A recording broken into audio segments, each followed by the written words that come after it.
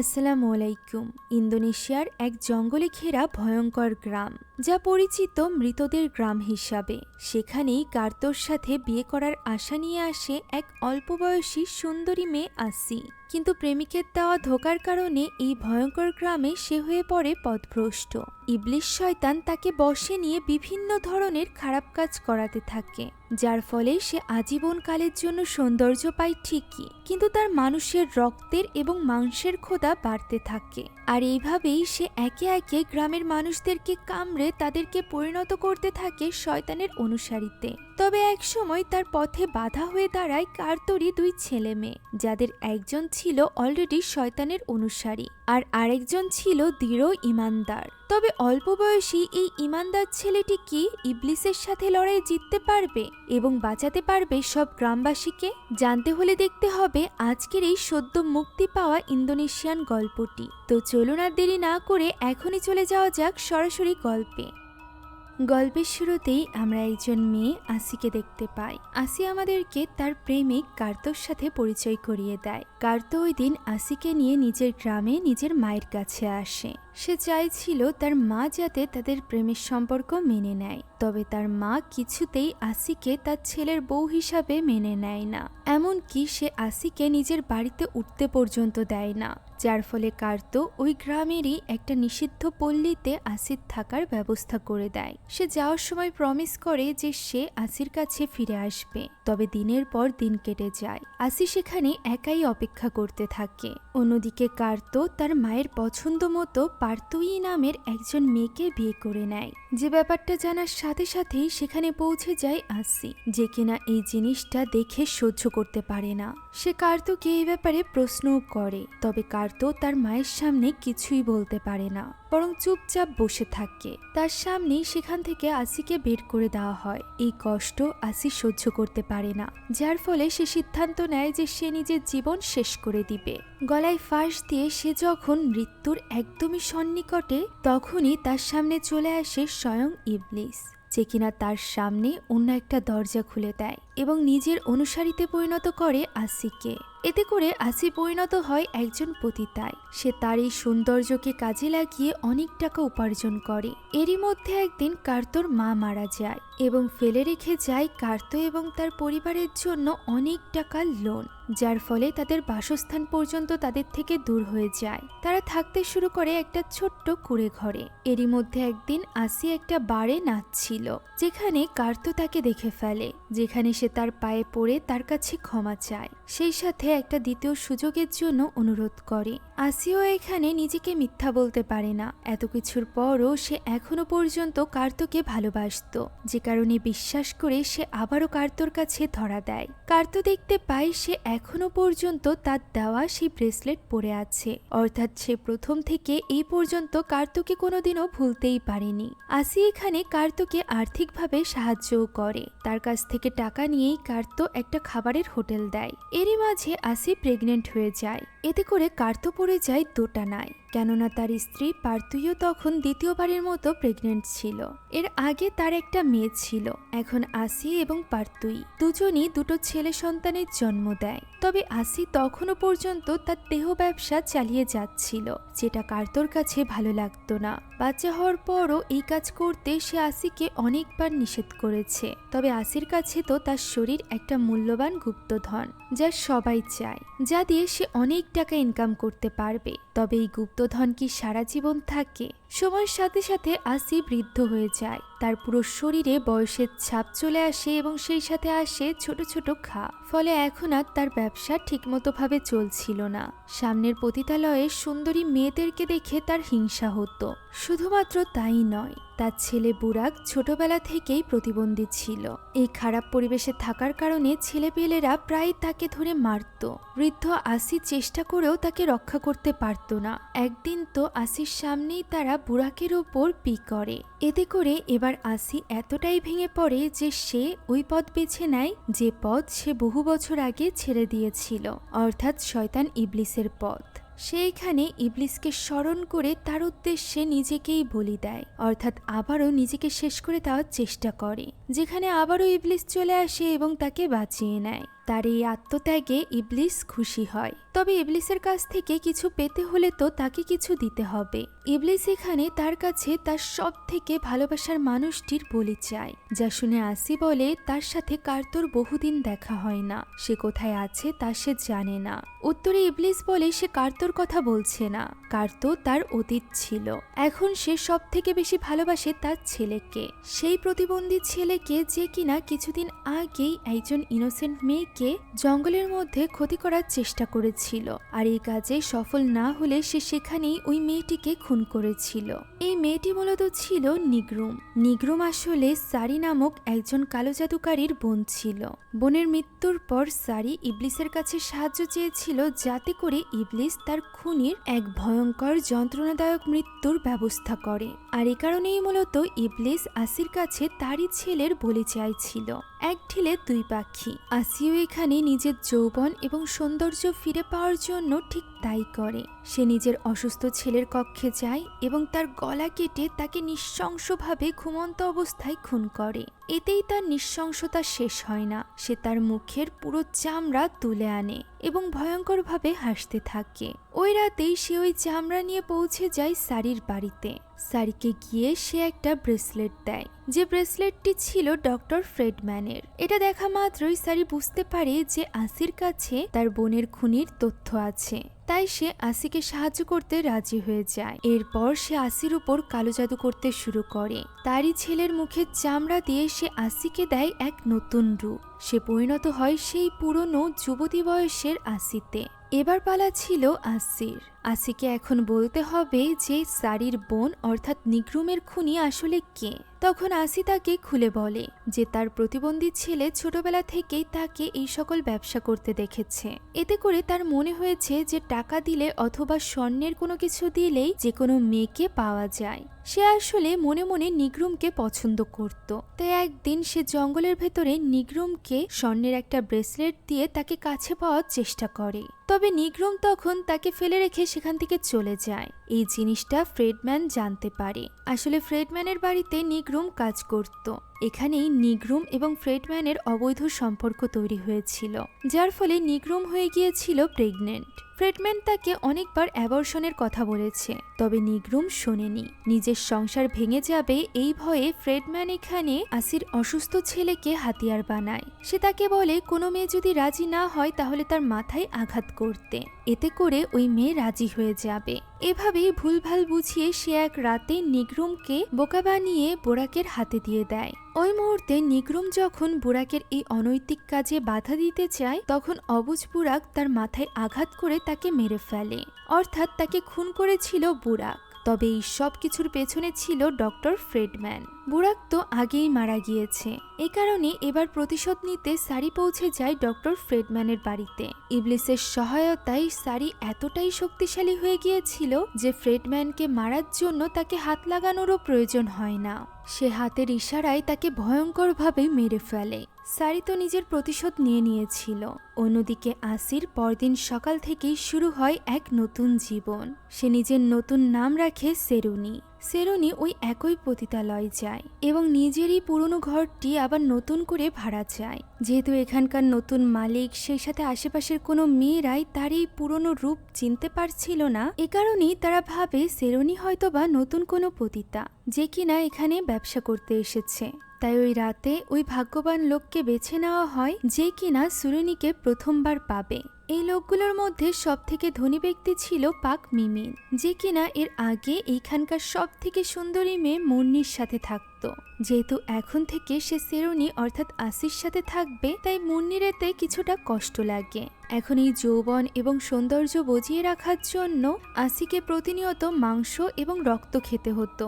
সে যদি প্রতিনিয়ত ইবলিসের উদ্দেশ্যে মানুষকে বলি না দেয় এবং তার রক্ত সেই সাথে মাংস না খায়, তাহলে সে আবারও পুরনো রূপে ফিরে যাবে। বুরাকের মাংস এবং রক্ত দিয়ে তার বেশ কিছুদিন কেটে যায়, তবে কয়েকদিনের মধ্যেই তার ক্ষুধা অনেক বেশি বেড়ে যায়। বুরাকের মাংস এবং রক্তও শেষ হয়ে যায়। ওই দিন সে ক্ষুধায় ছটফট করছিল। এমন সময় তার দরজায় কড়া নাড়ে মুন্নি, যার রক্তের গন্ধে আসি যেন পাগল হয়ে আসছিল। মুন্নি এখানে মূলত জানতে এসেছিল কিভাবে আসি নিজের জাদু চালায়, অর্থাৎ রূপের জাদু। তখন আসি বলে শুধুমাত্র রূপের জাদুই যথেষ্ট নয়, রাতের বেলা মুন্নি যদি তার কাছে আসে তাহলে সে দেখাবে কিভাবে সে কি করে। একথা শুনে মুন্নিও বেশ আগ্রহী হয়। তবে আমরা তো জানতাম আসির আসল উদ্দেশ্য কি। আসলে রক্ত এবং মাংসের অভাবে সে আস্তে আস্তে করে পুরনো রূপে ফিরে যাচ্ছিল। এ কারণে ওই রাতে যখনই মুন্নি সেখানে আসে তখনই সে সবকিছু দেখানোর নাম করে সে একটা ঢাকা ঘেরা স্থানে তাকে নিয়ে যায় এবং সেখানে থাকা একটা চেয়ারের উপর বসিয়ে তার হাত বেঁধে দেয়। মুন্নি এইসবের কিছুই বুঝে উঠতে পারছিল না। এমন সময় আসি তার আসল রূপে চলে আসে। সে মুন্নির হাতের শিরা কেটে সেখান থেকে রক্ত পান করে। এরই মধ্যে পাক মিমিন সেখানে চলে আসে, যার ফলে সে বেশি সময় মুন্নির কাছে থাকতে পারে না। এতে করে তার ক্ষুধাও মেটে না। এ কারণেই সে যখন পাক মিমিনের কাছে যায় তখন সে কিছুতেই নিজেকে নিয়ন্ত্রণে রাখতে পারছিল না। আর একটু হলেই সে পাক মিমিনের রক্তই খেয়ে নিত। এ কারণেই সে পাক মিমিনকে সেখানে অপেক্ষা করতে বলে বাহানা করে ভেতরে চলে যায় মুন্নির আর একটু রক্ত পান করার জন্য। তবে ওই সময় মিমিনের সন্দেহ হয়, তাই সে ওইদিকে এগিয়ে যায় যেদিকে আসি গিয়েছিল। সেখানে যেতেই সে দেখতে পায় মুন্নিকে। সেই সাথে সে আসিকে দেখতে পায় যে কিনা বাটিতে জমে থাকা মুন্নির রক্ত পান করছিল।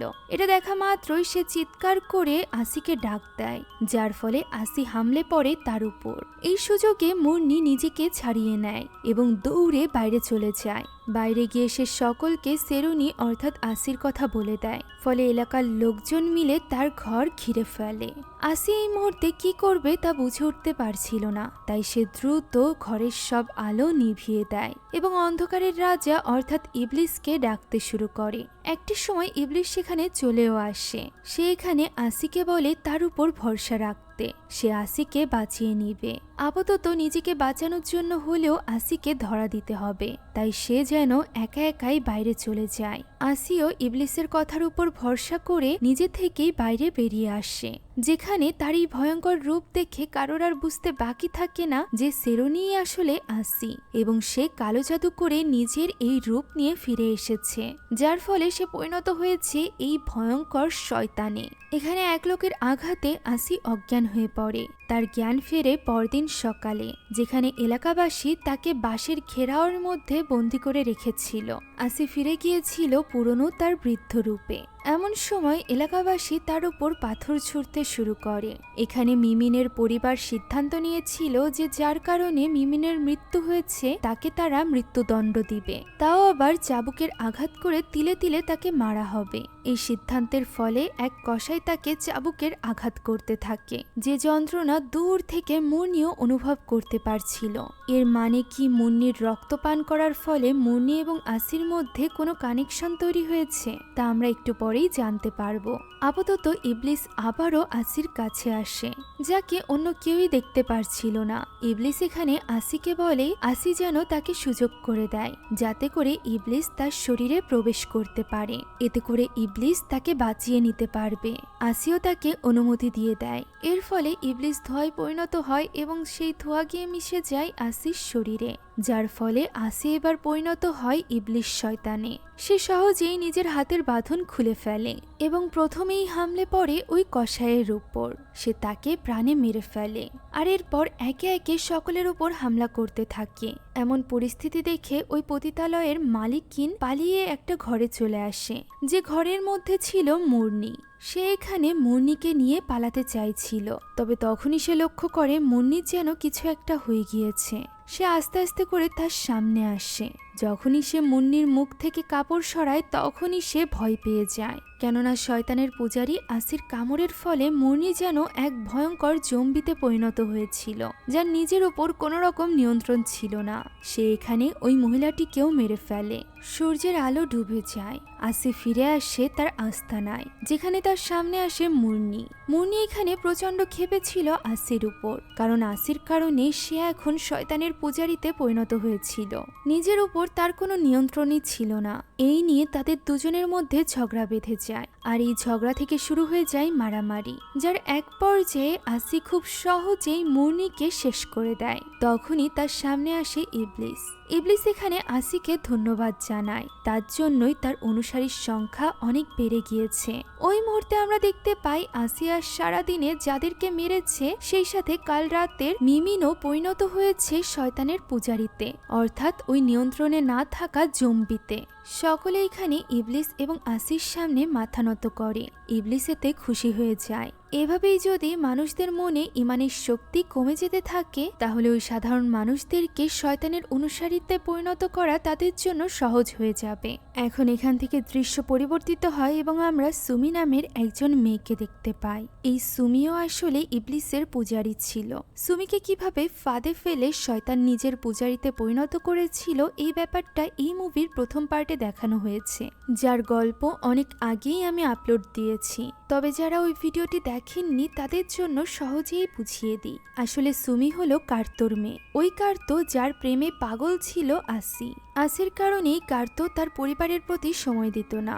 সুমি এবং তার ভাই যখন ছোট ছিল তখন কার্তোর এই পরকীয়ার সম্পর্কের ব্যাপারে পার্তুই জেনে যায়, যেটা জানার সাথে সাথেই পার্তুই সিদ্ধান্ত নেয় যে সে তার ছেলে মেয়েকে নিয়ে এই বাড়ি ছেড়ে শহরে চলে যাবে। তবে কার্তো কিছুতেই তাকে ছাড়তে চাইছিল না, তাই সে পার্তুইকে শেষ পর্যন্ত মেরেই ফেলে। তাকে খুন করার পর তার লাশকে বেডরুমের মাটির নিচে সে পুঁতে ফেলে। আর এরপর সুমিকে বলে যে তার মা নাকি তার ভাইকে নিয়ে শহরে পালিয়ে চলে গিয়েছে, যার ফলে সারা জীবন সুমি নিজের মাকেই দায়ী করতে থাকে।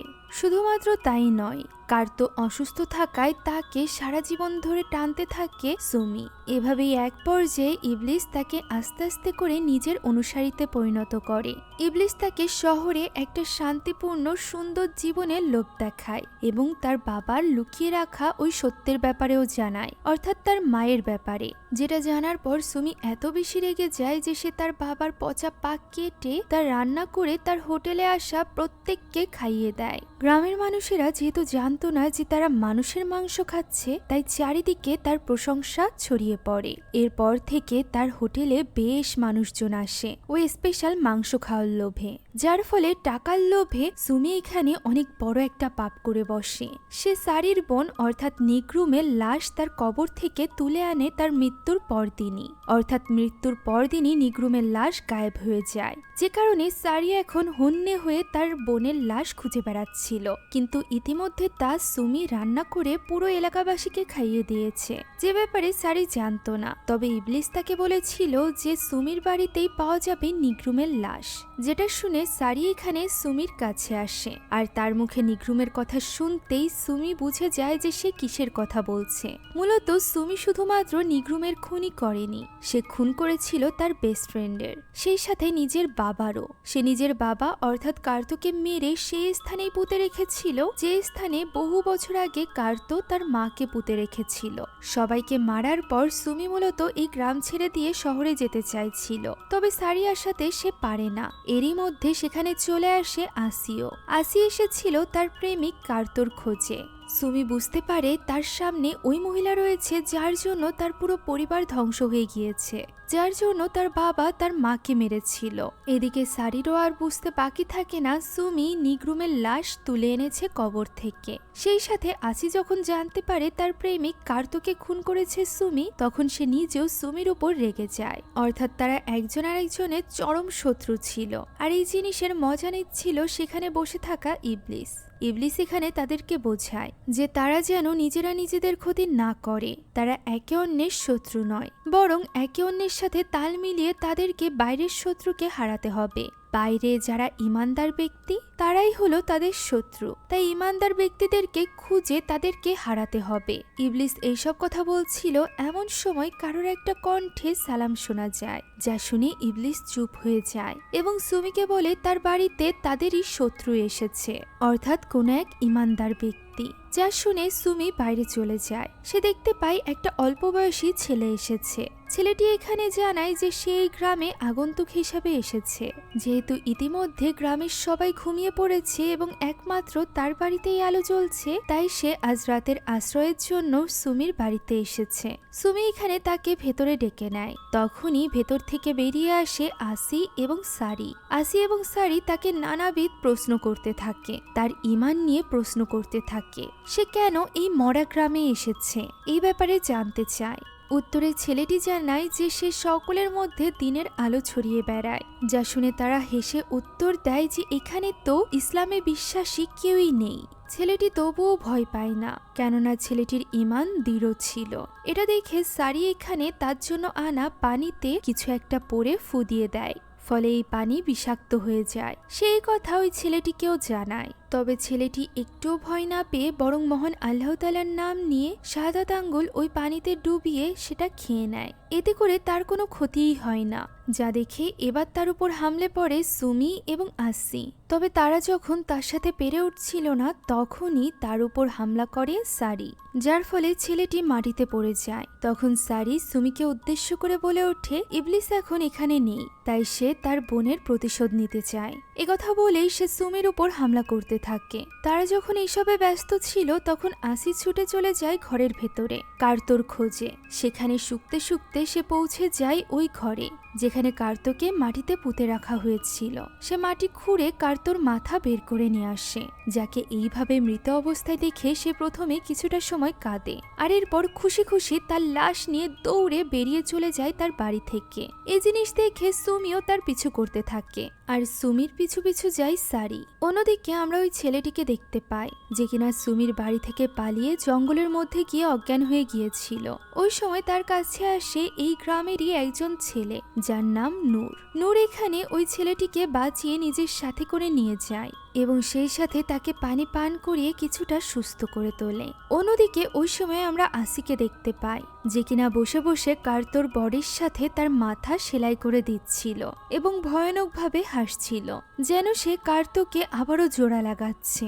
এখানে আসি কার্তোর শরীর পেলেও সারি কিন্তু তার বোন নিগ্রুমের শরীর ফিরে পায় না। সে শুধুমাত্র ফ্রিজের মধ্যে নিগ্রুমের মাথাটিই পায়, যেটা নিয়ে সে আবারও নিগ্রুমের কবরে দিয়ে দেয়। সেই সাথে সে প্রমিস করে যে সে সেই সকল মানুষদেরকেও ছাড়বে না যারা কিনা নিগ্রুমের মাংস খেয়েছে। বাড়িতে ফিরে সে কালো জাদু করতে শুরু করে, যে কালো জাদুর ফলে প্রত্যেকে রক্ত বমি করতে করতে মরবে যারা কিনা নিগ্রুমের মাংস খেয়েছিল, যার মধ্যে সুমিও ছিল। আমরা দেখতে পাই সত্যি সত্যি গ্রামের মানুষেরা অসুস্থ হয়ে পড়ছে, তারা রক্ত বমি করতে শুরু করছে। তবে এখন গ্রামের মানুষকে সাহায্য করার জন্য সেখানে ওই অল্প বয়সী ছেলেটি ছিল, যে কিনা আল্লাহর নাম করে পানি দিচ্ছিল সকলকে, যেটা পান করার ফলে সকলে ভালো হয়ে যাচ্ছিল। এখন এই লোকগুলোর মধ্য থেকেই একজন লোক বুঝতে পারে এই সব কিছুর পেছনে রয়েছে সারি নিজে। তাই তো সে এই ভোর রাতেই সারির কাছে চলে যায় এবং তাকে বলে গ্রামের মানুষের তো কোনো দোষ নেই, তারা তো জানতো না যে তারা কার মাংস খাচ্ছে। উত্তরে সারি বলে তবুও সে তাদেরকে ছাড়বে না যারা কিনা জেনে অথবা না জেনে নিগ্রুমের মাংস খেয়েছে। একথা শুনে লোকটি হাসতে হাসতে বলে যে সে কাউকেই মারতে পারেনি, তার কালো জাদু কাজই করেনি, কারণ এই গ্রামে অল্প বয়সী একজন ছেলে এসেছে সকলকে সাহায্য করার জন্য। একথা শুনে সারি বেশ রেগে যায়। অন্যদিকে আমরা সুমিকে দেখতে পাই যে কিনা ছটফট করতে করতে ঘুম থেকে উঠে বসে। সে দেখতে পায় তার কাছে কালো জাদুর কিছু জিনিস আছে। সে বুঝতে পারে এই সব কিছু সারি করেছে তাকে মারার জন্য। তখন ইবলিস শয়তান তার কাছে আসে এবং তাকে জানায় সে কিছুতেই একজন অনুসারীকে অন্য অনুসারীকে খুন করতে দিবে না। সে চায় তার 3 অনুসারী একসাথে কাজ করুক। যা শুনে সুমি বলে সে কখনোই ইবলিসের হয়ে কাজ করবে না, সে শহরে চলে যাবে এবং নিজের জন্য একটা সুন্দর জীবন বেছে নিবে। তবে ইবলিস তাকে উস্কাতে থাকে, এই বলে যে তার বাবার লাশ আসি নিয়ে গিয়েছে, সেই আসি যার কথা ভেবেই তার বাবা তার মাকে খুন করেছিল। শুধুমাত্র তাই নয়, তার পুরো পরিবার ধ্বংসের ক্ষেত্রে একমাত্র আসিই দায়ী। শয়তান মূলত এখানে সুমিকে উস্কাচ্ছিল যাতে করে সে খারাপ পথ থেকে সরে যেতে না পারে।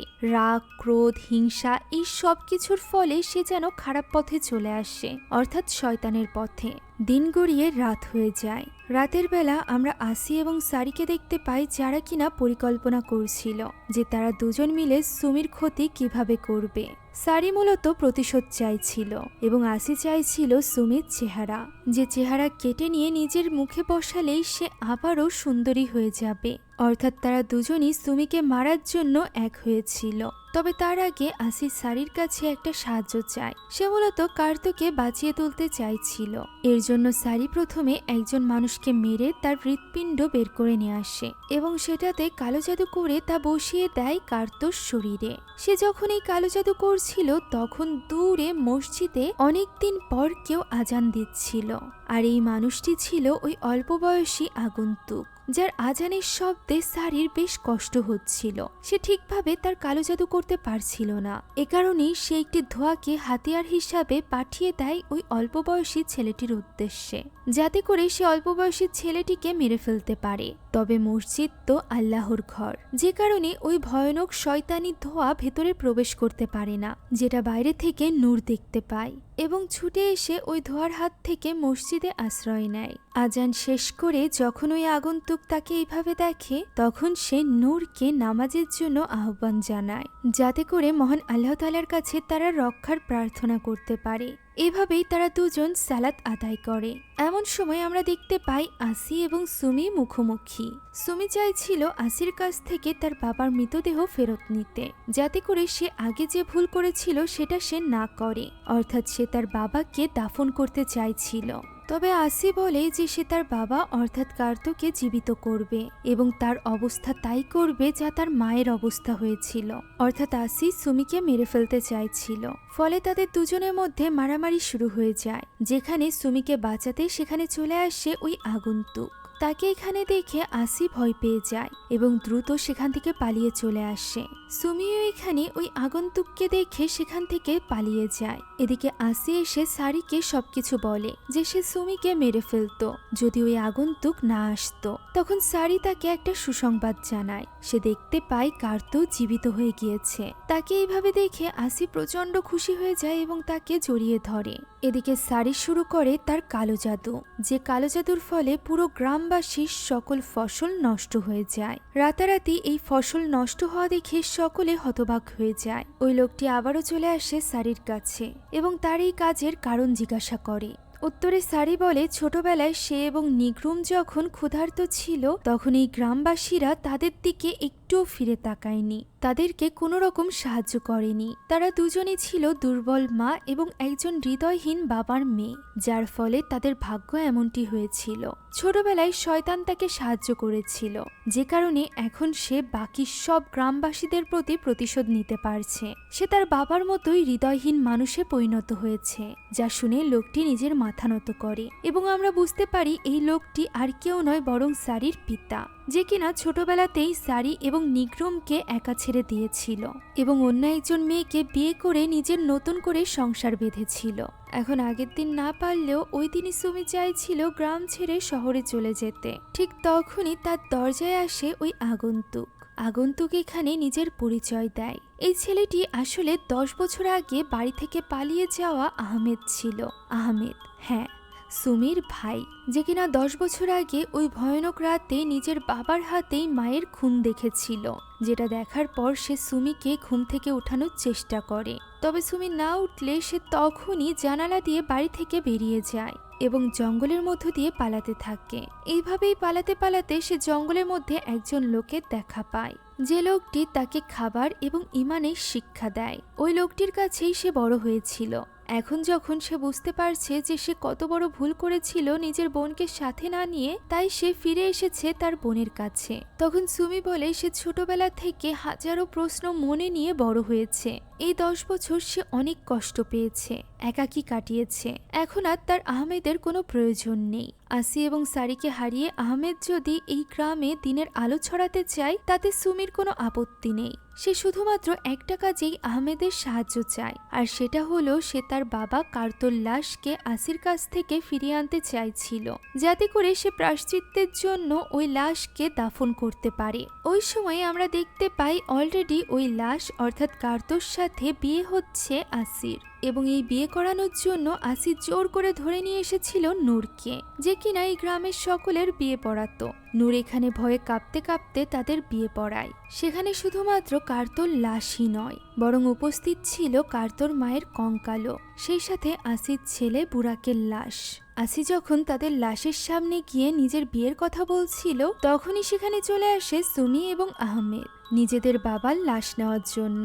এই সুযোগে নূর সেখান থেকে পালিয়ে যায়। এখানে আসি সুমিকে জিজ্ঞাসা করে যে সে এই আগন্তুকের সাথে কি করছে। উত্তরে সুমি জানায় এই আগন্তুক তার ভাই আহমেদ। যে কথা শুনে আসি হাসতে থাকে এবং বলতে থাকে তার মানে তো তারা দুজনই তার সৎ ছেলে মেয়ে। এখানে তার মানে তারা পুরো পরিবার রয়েছে, তাদের দাদি, তার নিজের ছেলে যে কিনা আহমেদের থেকে 2 মাসের ছোট। একথা বলতেই তারা যখন সামনে থাকা ওই লাশগুলো দেখে তখন তারা হতবাক হয়ে যায়। সুমি তো রাগের মাথায় নিজের পকেট থেকে ছুরি বের করে নেয়, যা দেখে আসি বলে যে তাকে একটু ধৈর্য ধারণ করা শিখতে হবে, ঠিক নিজের ভাইয়ের মতো। এইসব কথা কাটাকাটির মাঝেই তাদের মধ্যে লড়াই শুরু হয়ে যায়। বাইরে বেরিয়ে তারা 2 ভাই বোন আসির সাথে লড়তে থাকে, যা দূর থেকে লুকিয়ে নূরও দেখছিল। ওই সময় একটু আহত হয়ে আসি ছুটে যায় তার স্বামীর কাছে, অর্থাৎ কার্তোর কাছে। কার্তো এখানে সুমিকে উদ্দেশ্য করে বলে যে তার নিজের বাবার প্রাণ নিয়েও কি শান্তি হয়নি, সে এখন কি করতে চাইছে। কথা শোনা মাত্রই আহমেদ অবাক হয়ে যায়, কেননা সে তখনও পর্যন্ত জানতো না যে তার বোন এত বড় পাপ করেছে। তখনই সেখানে চলে আসে সারি, যে কিনা আহমেদকে বলে যে সে তো জানেই না যে তার বোন কত বড় পাপী, সেই শয়তানের সাথে হাত মিলিয়েছে সারি এবং আসির মতো করে। তাদের দুজনের মতো সুমিও ইবলিসের অনুসারী। যা শোনা মাত্রই সারি এবং সুমির মধ্যে ফাইট শুরু হয়ে যায়। আহমেদ এখানেও তার বোনের সাথে থাকে। তখনই মাঝখানে চলে আসে আসি সারিকে ধরে ফেলে এবং বলে আজ তার বিয়ের দিন, আজকের দিনে এখানে কোনো মৃত্যু হবে না। এই সুযোগে 2 ভাই বোন পালিয়ে জঙ্গলের মধ্যে চলে যায়, যেখানে আহমেদ সুমির কাছে সবকিছু জানতে চায়। সুমি তাকে জানায় যে সে তাদের বাবাকে কখনোই খুন করতে চায়নি, তবে কার্তো যখন নিজের সব অপকর্মের কথা নিজের মুখে স্বীকার করছিল তখন তা সুমি সহ্য করতে পারেনি। শয়তানের প্ররোচনায় সে তাকে খুন করে ফেলেছে, আর সে এমন বড় অপরাধ করেছে যে তার ফিরে আসার আর কোনো পথ নেই। তাই আহমেদ যেন তাকে শেষ করে দেয়, এই বলে সে অনুরোধ করতে থাকে। তখন আহমেদ তাকে বোঝায় যে মহান আল্লাহ তাআলা শেষ মুহূর্ত পর্যন্ত অপেক্ষা করে তার পথভ্রষ্ট বান্দার জন্য, যাতে করে সে ঈমানের পথে ফিরে আসতে পারে। সুমি যদি নিজের অপকর্মের জন্য আফসোস করে এবং মহান আল্লাহ তাআলার কাছে ক্ষমা চায় তাহলে আল্লাহ তাকে ক্ষমা করে দিবে। তবে সুমির তো এরকম কোনো ইচ্ছাই ছিল না। সে বলে সে পরদিন সকালেই এই শহর ছেড়ে চলে যাবে। আজ রাতের মতো সে নিজের বাড়িতে ফিরে যায়, সাথে করে নিয়ে যায় আহমেদকে। সে আহমেদকে বাইরের ঘরে থাকতে বলে এবং ভেতরে চলে যায়। তখনই আহমেদ অশুভ কোনো কিছু অনুভব করে। সে সুমিকে এই ব্যাপারে সাবধানও করতে যায়। এমন সময় সুমি বাইরের দরজা মেলতেই সামনে ভয়ানক কিছু দেখতে পায়। এদিকে আহমেদ দেখতে পায় ঘরের ভেতর তার মৃত মা বসে আছে। নিজের উপর থেকে আহমেদের সম্পূর্ণ নিয়ন্ত্রণ চলে যায়। আমরা দেখতে পাই এই 2 ভাই বোনের পুতুল বানিয়ে তার উপর কালো জাদু করছিল সারি, যে কারণে আহমেদ দেখতে পারছিল তার মাকে, অন্যদিকে সুমি দেখতে পারছিল তার বাবাকে। শুধুমাত্র নিজের বাবাকেই নয়, বরং তার ওই প্রেমিককেও, যে কিনা তাকে প্রচন্ড ভালোবাসতো, যাকে সে নিজ হাতেই খুন করেছিল। সুমি বুঝতে পারে এই সব কিছু সারি করছে, তাই সে চিৎকার করে সারিকে এইসব বন্ধ করতে বলে। তখনই সারি একটা পুতুলের গলা চেপে ধরে এবং অন্য পুতুলের উপর আঘাত করতে থাকে, যার ফলে আহমেদের দম নিতে কষ্ট হয়। অন্যদিকে সুমি টেবিলের উপর পড়ে যায়। আহমেদের এই বিপদের কথা দূর থেকে অনুভব করতে পারে তার গুরু তাকিব। ওই সময় আহমেদ যেন শক্তি ফিরে পায়। সে আস্তে আস্তে করে আয়াতুল কুরসি পড়তে আরম্ভ করে, যার ফলে সারির কালো জাদু তাদের 2 ভাই বোনের উপর থেকে সরে যায়। আহমেদ সুমির কাছে এসে বলে তাদের দ্রুত এখান থেকে বেরিয়ে যেতে হবে। ঠিক তখনই চারিদিক ধোঁয়ায় ভরে যায়। আমরা দেখতে পাই সারি আবারও ওই 2টি পুতুলকে আগুনের ধোঁয়ার উপর ধরেছে, যাতে করে তারা দম বন্ধ হয়ে মারা যায়। এমন সময় সেখানে চলে আসে ওই লোকটি, অর্থাৎ সারির বাবা, যে কিনা নিজের মেয়ের এই কালো জাদুতে অতিষ্ঠ হয়ে গিয়েছিল। সে এখানে রাগের মাথায় সবকিছু লাথি মেরে ভেঙে ফেলে এবং বলতে থাকে যে সারি যেন আর কারোর কোনো ক্ষতি না করে। এতে করে সারি এবার আর নিজের রাগ কন্ট্রোল করতে পারে না। সে রাগের মাথায় নিজের বাবাকেই খুন করে। এভাবেই আরো একটা ভয়ঙ্কর রাত পেরিয়ে যায়। পরদিন সকালে আমরা 2 ভাই বোনকে জঙ্গলের মাঝে দেখতে পাই, যেখানে সুমি তো এই গ্রাম ছেড়ে চলে যেতে চাইছিল, তবে আহমেদ চাইছিল সুমি যাতে তাকে সাহায্য করে শয়তানের বিরুদ্ধে লড়াইয়ে। তবে ঠিক তখনই আমরা দেখতে পাই সুমির কাছে চলে এসেছে ইবলিশ শয়তান, যাকে আহমেদ দেখতে পারছিল না। এখানে সে আহমেদের বিরুদ্ধে সুমিকে উস্কাতে শুরু করে। সুমি তার এই সকল কথা শুনতে চাইছিল না, তবে সে কিছুতেই নিজেকে নিয়ন্ত্রণে রাখতে পারে না। আহমেদ বুঝতে পারছিল না যে তার বোন ছটফট কেন করছে। তবে মুহূর্তের মধ্যেই আমরা দেখতে পাই সুমি চলে এসেছে শয়তানের বশে, যে কিনা আহমেদের উপর হামলা করে। 2 ভাই বোনের এই লড়াই দূর থেকে দেখে মজা নিচ্ছিল ইবলিস শয়তান। তবে বেশিক্ষণ সে আর সুমিকে বশে রাখতে পারে না, কেননা আহমেদ তার মাথায় হাত দিয়ে সূরা পড়তেই সে আবারও স্বাভাবিক হয়ে যায়। সে আহমেদের কাছে ক্ষমা চায় এবং বলে সে প্রায়শ্চিত্ত করতে চায়। সে আহমেদকে সাহায্য করতে চায় ইবলিসের বিরুদ্ধে লড়াইয়ে। এমন সময় সে অনুভব করে সেখানে কেউ একজন লুকিয়ে তাদের কথা শুনছে, যে কিনা আর কেউ নয় বরং নূর ছিল। সে নূর এবং আহমেদকে বেঁধে নিয়ে চলে যায় আসির বাড়ির সামনে। সে আসিকে ডাকতে থাকে, একথা বলে যে সে বলি দেওয়ার জন্য দুজনকে নিয়ে এসেছে। তবে শয়তান তো জানতো যে এটা একটা ফাঁদ। এই ব্যাপারে সে আসিকে সতর্কও করে এবং বলে আসি যেন রাত হওয়ার আগে বাইরে না যায়। তবে যখনই সুমি আহমেদের হাতের শিরা কেটে দেয়, তখন আর ওই রক্ত দেখে নিজেকে নিয়ন্ত্রণে রাখতে পারে না আসি। সে দৌড়ে বাইরে চলে আসে এবং আহমেদের রক্ত পান করার তৃষ্ণায় যেন পাগল হয়ে যায়। তখন সুমি বলে যে সে আসিকে এই বলি দিয়েছে, যার বদলে আসি যেন তাকে সারির থেকে রক্ষা করে, কেননা সারি সবসময় তাকে মারার জন্য কিছু না কিছু করেই যাচ্ছে। সুমি ঠিক এইভাবেই আসিকে নিজের কথার জালে ফাঁসাতে থাকে এবং তাকে বিশ্বাস করায় যে সেও তাদের দলে। এভাবেই এক পর্যায়ে সে আহমেদকে তার দিকে ছুড়ে দেয়। আসি লোভের বশে আহমেদকে তুলে ধরে। এমন সময় সুযোগ বুঝে আহমেদ তার পেটে ছুরি ঢুকিয়ে দেয়, যার ফলে আসি দুর্বল হয়ে পড়ে। আসির বিপদ দেখে সেখানে চলে আসে শয়তান। ইবলিস শয়তান ধোঁয়ার মাধ্যমে আসির ভেতরে ঢুকে যায় এবং সেই সাথে জাদু করে সুমির উপরও। এতে করে সুমিও তার বশে চলে আসে। সুমি শয়তানের বশে এসে নিজের ভাইয়ের উপরই হামলা করে। তাদের এই হাতাহাতির মাঝে আহমেদের কাছে থাকা ছুরিটি গিয়ে পড়ে নূরের সামনে, যে ছুরিটিকে লুকিয়ে ফেলে নূর। ওই সময় সেখানে আসে সারি। সারি সেখানে আসা মাত্রই কালো জাদু দিয়ে পুরো আকাশ ঢেকে দেয়। আকাশ যেন ছেয়ে যায় কালো মেঘে, যার ফলে জেগে ওঠে শয়তানের সব অনুসারীরা, যাদেরকে আসি মেরে শয়তানের অনুসারীতে পরিণত করেছিল। ওই অনুসারীরা জম্বির মতো করে ঘিরে ফেলে আহমেদ এবং নূরকে। তাদের মধ্যে তারা দুজন পুরোপুরি একা হয়ে পড়ে। আহমেদ একা তাদের সাথে লড়াই করে পারছিল না। এমন সময় ভেসে আসে এক আজানের ধ্বনি, যা শুনে সেখানে শয়তানের নিয়ন্ত্রণে থাকা সকলে ছটফট করতে থাকে। ইবলিসও আসির ভেতর থেকে বেরিয়ে আসে। মূলত আসির শরীর দুর্বল ছিল, আর ইমানদার ব্যক্তির সাথে লড়াইয়ের জন্য তার একটি শক্তিশালী শরীরের প্রয়োজন ছিল। এই সুযোগে আহমেদ আসির উপর আক্রমণ করতেই যাবে, তখনই তার বাবা মাঝখানে চলে আসে। অর্থাৎ মৃত কার্তোর আবারও ছুরির আঘাতে নিচে মাটিতে লুটিয়ে পড়ে।